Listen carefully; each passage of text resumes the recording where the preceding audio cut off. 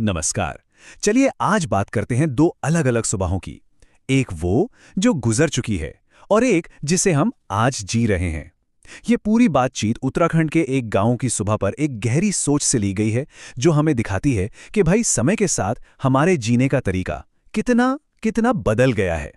ये जो एक लाइन है ना, ये हमें सीधा उसी दौर में ले जाती है। एक ऐसी दुनिया जिसकी यादें आज भी ताज़ा हैं।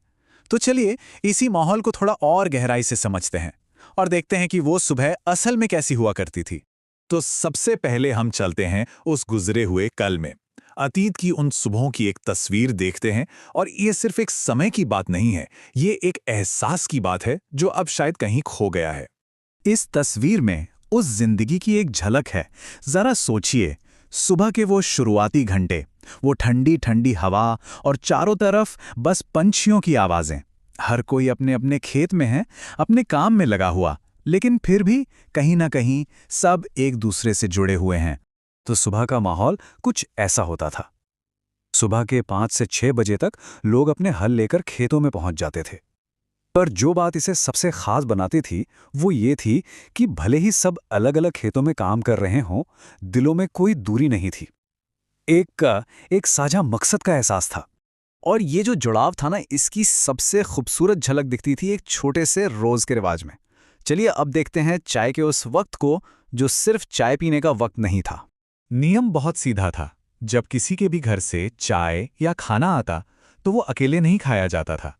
ये एक अनकहा कानून था जिसे सब मानते थे, अपनेपन का एक सच्चा प्रतीक। और फिर खेतों में ये एक आवाज गूंजती थी, आ जाओ, चाय तैयार है।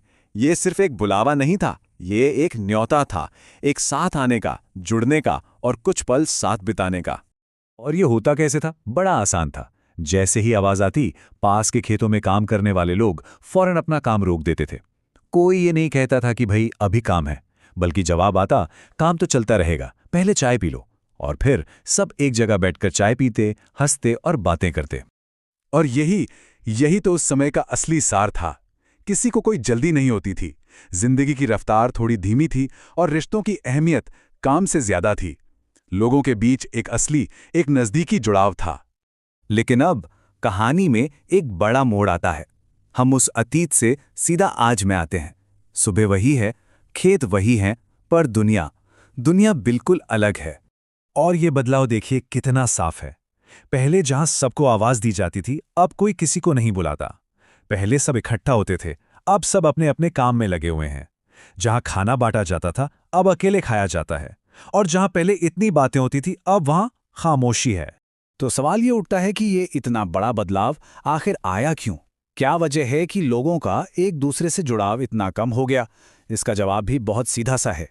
एक शब्द में कहें तो मोबाइल। जिस एक तकनीक ने हमें पूरी दुनिया से जोड़ा है, शायद उसी ने हमें अपने आसपास के लोगों से ही दूर कर दिया है। और इसका सीधा असर लोगों के बीच की वो जो बातें थी, वो जो गपशप थी, वो कहीं खो गईं। असली बातचीत की जगह अब स्क्रीन ने ले ली है। तो आखिर में ये समझना जरूरी है कि हमने असल में क्या खो दिया है। ये सिर्फ चाय या बातों की बात नहीं है, ये उससे कहीं ज्यादा गहरा है। पहले ऐसा इसलिए होता था क्योंकि लोगों में अपनापन था। अपनापन यानी दूसरों को अपना समझने का एक गहरा एहसास। उस दुनिया में काम से ज्यादा रिश्ते जरूरी थे। और यही इस पूरी कहानी का निचोड़ है। उस समय लोगों के पास सिर्फ समय नहीं था, उनके पास दिल भी था। ये सिर्फ खाली समय की बात नहीं है, बल्कि एक दूसरे के लिए समय निकालने वाले दिल की बात है। तो ये पूरी बातचीत हमें इस एक अहम सवाल पर लाकर छोड़ देती है, हमने क्या खोया और क्या पाया?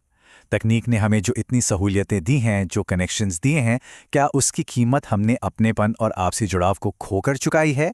इस पर सोचना तो बनता है।